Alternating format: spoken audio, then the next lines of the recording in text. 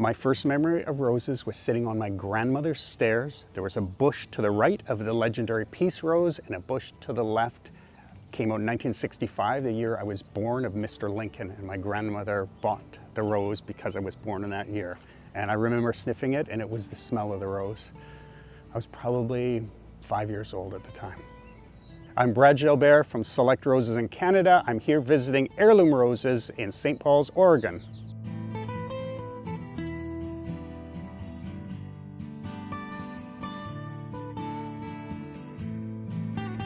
No, that's actually how I got into rose growing. I was a nerd that had no friends. My sisters say, don't tell people that. I said, but it's true. The story is my brother came home with a rose bush from a grocery store. His friend worked at a grocery store. He said, you should plant these for Mom. And I had liked flowers, had looked at them, and I was a very young teen. I said, why should I do that? She said, because she's mad at you and you're in trouble, but she'll like this. So I dug a hole in front of my mom's kitchen window, and I didn't know what to do. I used our tractor to dig this hole. And I made a mound that looked like a beaver hut over the top of it, put this bush of honor in the middle of it. And the rose shot up from this little cardboard box, and it bloomed, and I thought it was the most beautiful thing I'd ever seen. I was hooked from then, completely hooked on them. It was a fun beginning. Yeah, it was a passion for plants and gardening.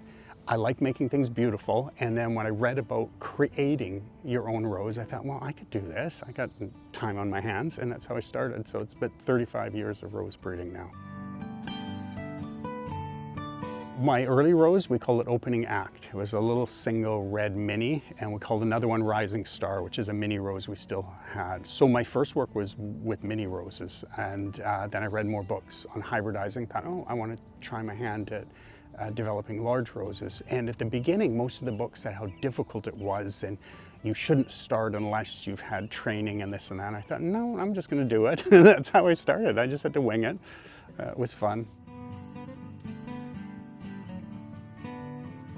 We're zone 7, but a lot colder recently. So even though we're classed as zone 7, things die all the time in the winter where we are. I mean, we can grow beautiful roses, but they have to be tough roses to make it. And then the spring can be cold and wet with rain constantly. And then it'll spike up like this, and we'll have a hot day. So the rose has to be tolerant to winter, it has to be tolerant to rain, has to be tolerant to sudden temperature changes. So I think it's good as a breeder because it's giving me a challenging climate. If I was breeding just here, this is a beautiful climate to be growing roses in, but hard to test them well here. You know, one thing I wish people understood about roses, my roses, any rose, they're not hard to grow. We hear it still all the time. And that was the same thing that people asked me 35 years ago when I got into roses. Roses are easier than they've ever been. They're more fragrant than they've ever been. They're hardier than they've ever been. And you can work with a whole different breeding line now to put together the best of everything. So in our roses, we work a lot with the Cordes, who is known for hardiness, healthy, vigorous plants, somebody like Harkness that's known for beautiful fragrance, beautiful colors. We marry those together and we come up with our Jalbert roses that we think are really superior in many ways. You know, my hope for our partnership is actually really simple. I've been developing roses for 35 years. I love doing it. It's a huge passion, but because I'm a small breeder, the plants have not been available to the vast majority of the people in the US, and we receive requests daily. Where can we buy your roses in the US? And nobody has been able to be big enough to do it. Nobody's had the vision to do it until we met you. And you've recognized we have a huge line of roses that spans from English type roses to hybrid tea roses to ground cover roses. And you have this network, and you do a quality plant, an own root plant. So we were thrilled to work with you so we could see our line of roses. It's my life's work. So now it'll be available for people to enjoy.